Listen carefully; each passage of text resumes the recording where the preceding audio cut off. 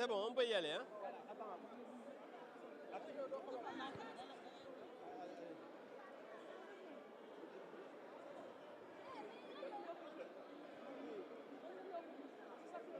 C'est bon, bravo. soxna si boo toogul yow sa écran yi yaa ngi ci kanamu caméra yi aca bokk aca bokk.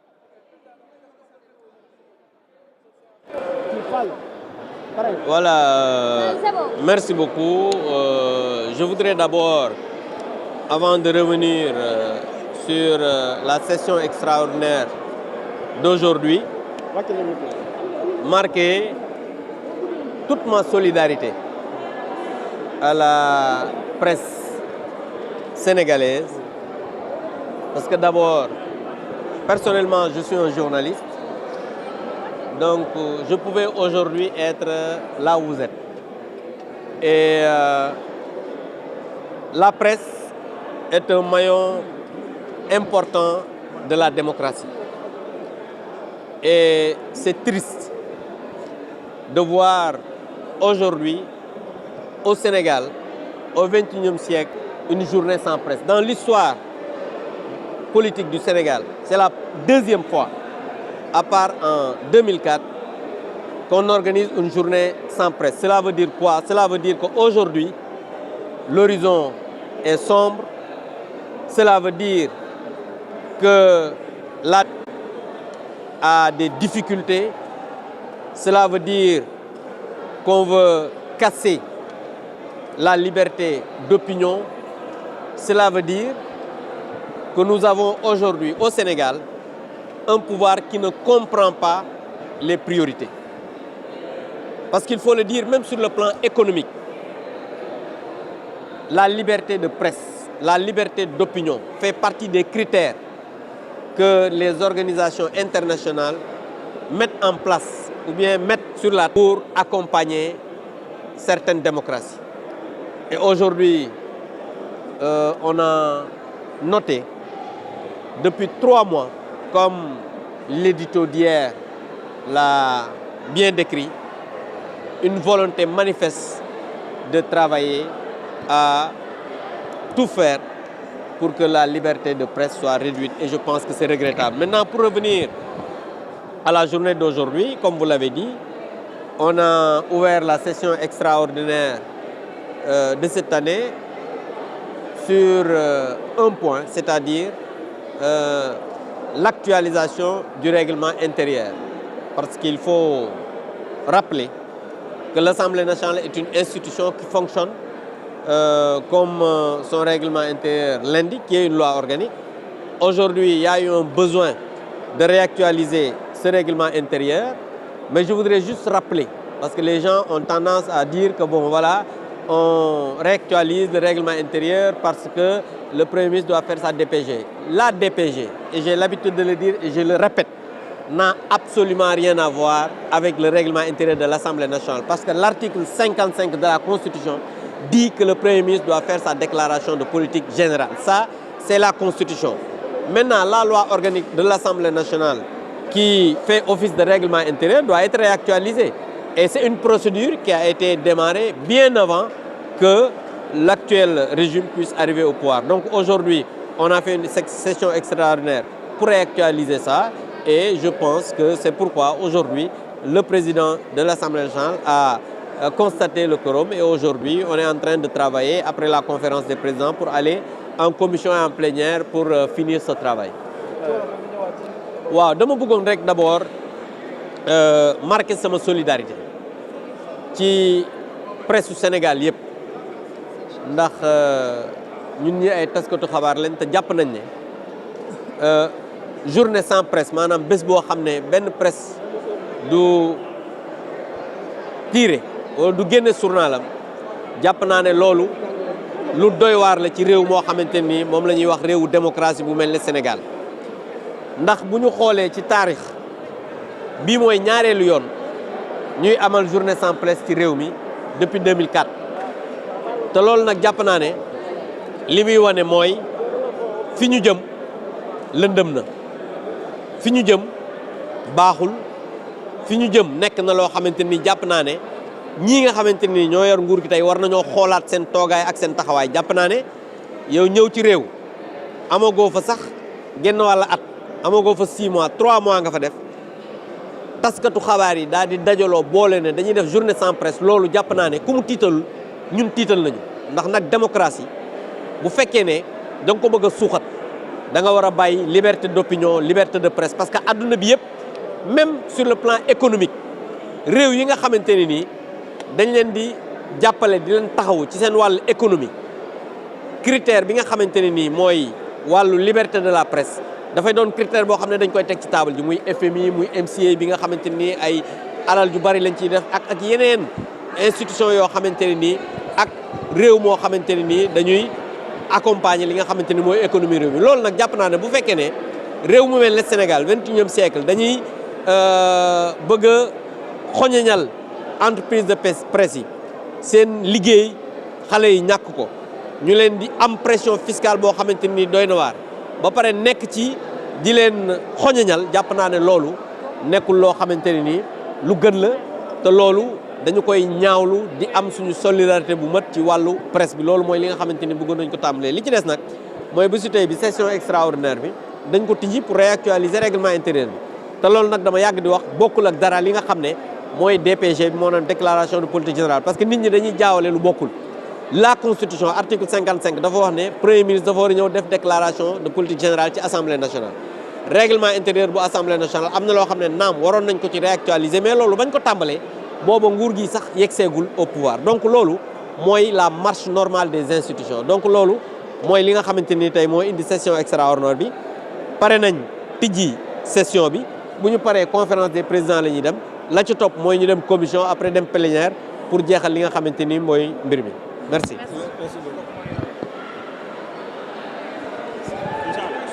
Merci.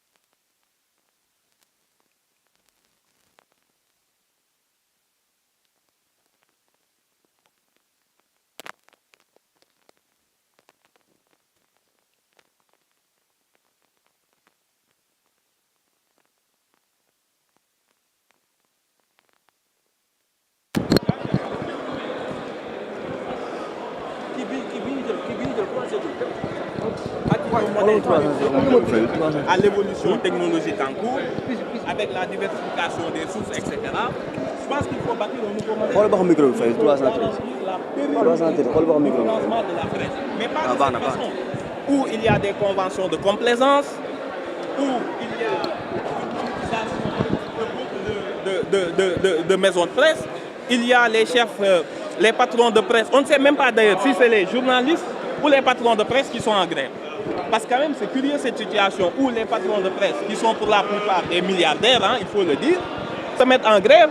pour ne pas avoir reversé les cotisations sociales dues à leurs salariés, qui sont les journalistes. Donc c'est une situation assez ubuesque, mais en tout cas, nous sommes en mesure, nous sommes un peu fiers dans la mesure où cette presse n'a pas été bâillonnée, n'est pas sortie en grève parce que ses droits auraient été confisqués. Mais pour ce fondement-là, nous disons que, en tout cas, le Sénégal n'a pas un problème de liberté d'expression, n'a pas un problème de droits de l'homme. Il faut bien spécifier cette situation qui est assez unique et cocasse vue de l'extérieur, où des entreprises de presse se mettent en grève pour refuser de payer leurs obligations fiscales. Donc je pense qu'il y a des concertations nécessaires pour que le modèle actuel soit dépassé, parce que c'est un modèle qui, à mon avis, ne permettra pas d'avoir une presse libre. Une presse libre, c'est une presse qui est totalement indépendante financièrement qui ne dépend plus de la volonté des politiques, notamment des conventions signées avec les ministères qui imposent parfois la une à cette presse-là. Donc je pense qu'il faut bâtir un nouveau modèle, il faut s'asseoir autour de la table et discuter, mais ne pas s'engager dans ce bras de fer ou ces chantages qui avaient cours dans d'autres temps, mais qui désormais sont totalement révolus. waaw donc ñun li xew Sénégal daf ñoo xaw a jaaxal ci li waa presse bi ñu ëpp ci ñoom bokk ñu nangul leen ko ni tey duñu génn ndax li ñu xamoon ci Afrique mooy heure bu journaliste ne day grève c'est parce que dañoo tëj ay télé dañoo tëj ay journalistes dañ leen a dóor dañ leen a jaay doole dañ leen a gazé fii nag nee nañ ñoom dañuy dem grève ndax li nga xam ni mooy impôt bi ñu war ñoom ak impôt ak cotisation sociale yi ñu war a verser seen journalistes yi moom la ñu fayul yoreel bor état état ni la fayal nga ni damay dem grève loolu kenn mënu ko dégg kenn mënu ko nangu parce que yeneen secteur yëpp suñ ko defee kan mooy fayal journaliste bi retraite am kan mooy fayal journaliste am cotisation sociale am ñoom ñoo ko jël fan lañ ko dugal journalistes yi ñoo waroon grève contre leur patron de presse ni leen suñuy cotisation sociale fu ngeen ko dugal parce que da ngeen ñu koo collecté dagguñu ko ci suñuy salaire ba pare damm ko ci seeni poste loolu moo jaaduwul mais loolu yëpp ba mu amee pour ñu xam ne dañoo war a dajalewaat nit ñi journalistes yi ak état ñu toog presse bi dafa nekk ci jafe-jafe ndax modèle bi mu doon fonctionner moom moo yegg si tey ci limitam loolu kese la au lieu ñu comprendre ko noonu ñu jéem a dugg ci chantage bi ñu xamoon xaaral gouvernement bu ñu joxul xaalis bu ñu signéelul convention ñu bind ci ñoom yu bon loolu moom régime bi du ko doxe nee na leen na ngeen ñëw ngeen toog ñu waxtaan bu ñu lijjantee cotisation sociale yeeg yooyu ba pare ñu toog nag waxtaanee un nouveau mode un nouveau presse bu bees boo xamante ni dañ koy garantiral un financement pérenne parce que presse bu yorul xaalis indépendance financière bu ko presse amul du mën a libre te presse dafa am solo ci réew donc ñëwuñu état bi jógul régime bi ñëwul gouvernement bu président Ousmane Sonko président Bassirou Diomaye Faye jóguñu pour bâillonner la presse lu dul ni leen li ngeen fi yoroon te yéen a ko yor ci régime mu Macky Sall dem leen ngeen wax ak waa impôt ngeen xool nan ngeen di juboo ak ñoom loolu jarul grève parce que chantage bi du jàll ndax yeneen secteur yëpp bu ñu leen bàyyee ñu jàll yeneen secteur yëpp def ni ñoom daal ni ñun tamit suñ grévé du ñu fay mais cotisation sociale salarié bi moo ko moom ndax bu demee retraite loolu lañ koy fay léegi yow boo dammee sa poche retraite bi nga xam ni da nga ko koo dagg ci salaire am te versé woo ko ñëpp def noonu je pense réew du doxe noonu maintenant nag war nañ waxtaan ñun ñëpp ñu daje ndax presse lu am solo ci réew démocratie mënul dem sans presse mais presse boo xam ni dañ ko marchandiser politiser ko mu nekk levier boo xam ni dafa am certains patrons yu koy utiliser pour seeni business loolu moom dafa war a jeex parce que journaliste bi bu liibrul indépendant financière bu ko amul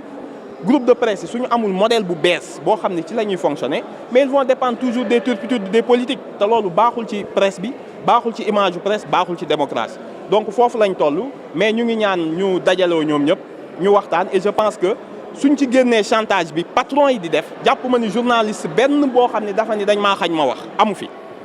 benn bi ñu fi régime bi ñëwee ba léegi déggaguñ benn journaliste bu ñu emprisonné déggaguñ benn maison de presse bu ñu tëj juguñu journal boo xam ne nangu nañ ko wala ñu tëj ko loolu moom foog mu leer ci bopp nit ñi maintenant toog leen ngeen waxtaan ak état pour ñu def les états généraux de la presse wala les assises des médias ñu trouver parce que médias yi bari na kenn xamul kan mooy kan bis bu nekk nga gis titre bu bees titre bu génnee une semaine jaay benn nit pendant une semaine dootoo ko gisaat régulation boobu dafa am parce que c'est un pilier de la démocratie kenn du bàyyi presse bi ñu koy salfaañe wala ñu ciy def ay marchandage wala ay chantage loolu dafa war a jeex c'est un cycle nag buy jeex xam nga cycle buy jeex ay nit toogoon ci ay privilèges toogoon ci benn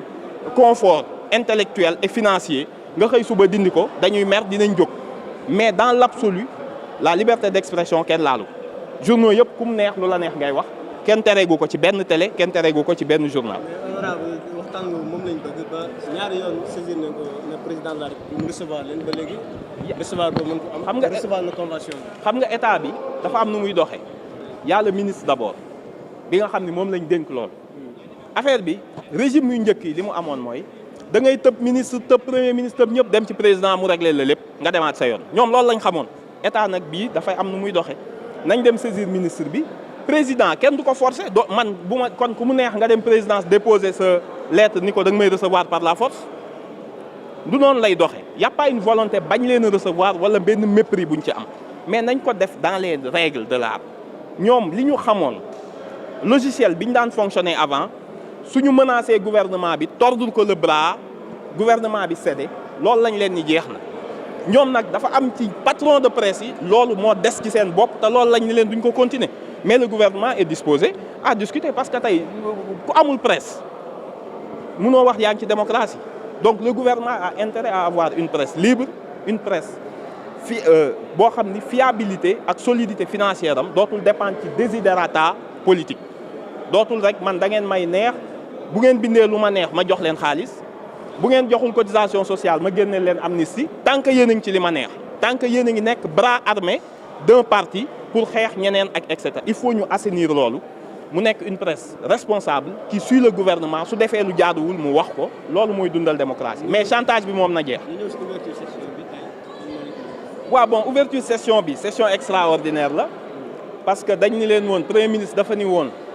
seen règlement intérieur baaxul changé leen ko ma soog a ñëw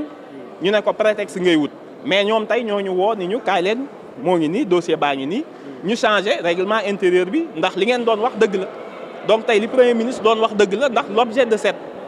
session extraordinaire bi ñuy def mooy pour changer effectivement le règlement intérieur pour se conformer à la restauration post premier ministre bi ñu delloo si donc ñu ngi xaar conférence président yi réunir tout à l'heure ñu wax ñu calendrier bi ñu discuter ko en plénière ñu xool lan lañ ciy téye ak lan lañ ci dul téye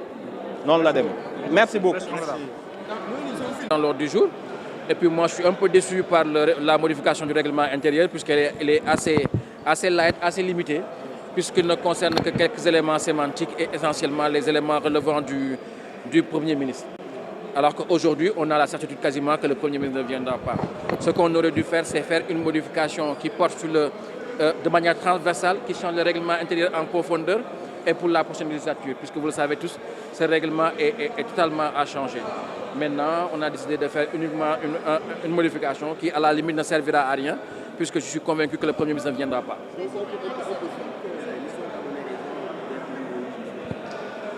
Oui, l'histoire ne lui a pas, puisque le règlement a changé. Vous savez tous que depuis des mois, on le réclame. Des députés ont déposé des demandes au niveau du bureau pour mettre sur la table la question du règlement intérieur. Je pense que l'occasion nous est donnée de réviser ça en profondeur et de manière totalement politique, puisqu'il y a des choix qui sont faits, qui sont des choix politiques. Quand vous décidez de dire que dans cette assemblée, 10 députés peuvent former un groupe parlementaire, ça a des instances politiques, parce que ça peut entraîner le fractionnement d'autres groupes parlementaires. Mais aujourd'hui, décider de changer uniquement sur le règlement intérieur, sur les aspects liés au Premier ministre, alors que le Premier ministre ne viendra pas, alors qu'on ne peut pas faire la DOB, je pense qu'aujourd'hui, c'est un peu un déni de responsabilité, ce qui s'est passé aujourd'hui. On aurait pu faire plus, on aurait pu faire mieux, mais ce qu'on va faire va être là et on va en parler en commission.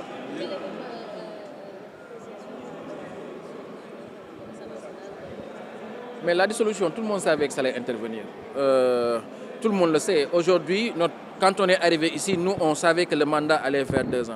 Allez demander, j'entends même des députés qui parlent de prêts bancaires. Toutes les banques n'ont pas prêté au-delà de 2 ans parce qu'ils ont considéré qu'il y avait un risque. Mais ce risque-là, c'est une évidence. Une fois que les élections législatives sont positionnées à mi-mandat, c'est des élections de confiance. Donc le choix permet de dire qu'on allait à 99% vers un changement. Ce changement a eu lieu. Mais aujourd'hui comme maintenant, on est dans un quinquennat, les élections législatives doivent être des élections de confiance. Et vu qu'on va vers une solution, c'est important que les populations puissent dire est-ce qu'ils accompagnent le nouveau gouvernement à travers une nouvelle majorité. C'est tout à fait normal. Maintenant, il ne faut pas qu'on essaie de surprendre l'opposition en organisant des élections dans des conditions chaotiques et en éludant les vrais débats. Aujourd'hui, le vrai débat, c'est l'émancipation de l'Assemblée. Le vrai débat, c'est de faire en sorte que le député, le parlementaire soit renforcé dans ses fonctions. Le vrai débat, c'est la transparence de l'Assemblée. Quels sont les engagements qu'on va donner? Est-ce qu'aujourd'hui, l'opposition va gérer la commission des finances ou l'opposition sera le deuxième questeur? C'est quel type de devance qu'on va nous offrir? Et c'est important. Regardez le texte qu'on nous a soumis aujourd'hui. Il y a une petite innovation qui a été introduite. C'est une commission d'évaluation des politiques publiques. Ça veut dire qu'aujourd'hui, on attend la fin du mandat pour étoffer le rôle du député dans sa capacité à évaluer les politiques publiques. Si on l'avait en début de mandat, on aurait pu faire plus, on aurait pu faire mieux. Donc c'est un besoin qui est là et les débats doivent porter sur comment émanciper et étoffer l'Assemblée dans son rôle, pas seulement le fait de dissoudre. Dissolution, il y aura et les gens sont prêts depuis longtemps. waaw képp kuy sénégalais xam na ni que ñun ñi nekk génération 2000 xam nañ ne alternance ba mu amee en 2000 ba ñu ibbee presse bi la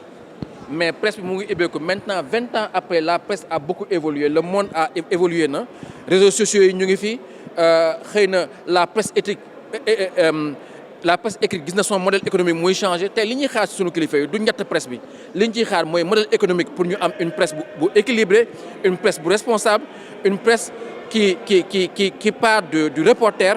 mais assurer que un emploi décent stable ba un patron de presse bu am conscience sur rôle bu mu am suñu démocratie une journée sans presse mooy une journée bu amul démocratie et je pense que loolu nekk na benn marqueur bu nga xamante ne tey boo gisee Sénégal ñu am boo nekkee politicien def tournée boo duggee ci gox-goxaat da ngay foog ne sénégalais yi nekk ci biir ñoo gën a yeewu ñu nekk ci dëkku tax yi lu ko waral tey presse bi mu ngi fépp information mu ngi fépp et loolu dañ ko amee suñu presse et je pense que tey bés bu triste la tey dañu war a teg débat bi pour xool nan la ñuy gunge presse bi ba mu am un modèle économique bu équilibré pour que li ñu ci naqari askan bi mën dañ li naqari reporter bi mën dañ mais aussi li naqari patron de presse bi aussi mën dañ et je pense que loolu c'est un grand défi suñu démocratie. waaw man tey sama yaakaar dafa xaw tas ndax dama jàppoon ni tey bu ñu fi ñëwee dañuy am règlement intérieur modification bu am solo parce que lu ñu war a bàyyil législature bi di ñëw la. je pense que biñ ñuy installé premier jour bi li àdduna bi jàpp yëpp moo dañ fi nekkoon di xeex lu indi xeex yi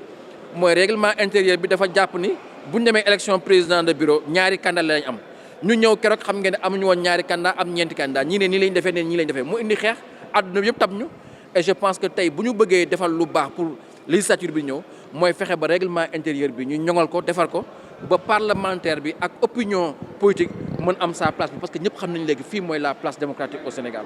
et je pense que yaakaaroon naa daañu soppi defuñu DOB bi c'est pas prévu agenda bi DPG bi premier ministre ñëw kon lu fi jaroon ñuy changer règlement intérieur bu dee ñetti article la et je pense que tey bu dul ay changement de texte yu sew je pense que du changement bu am solo et je pense que loolu nekk na lu ma xaw tiis tuuti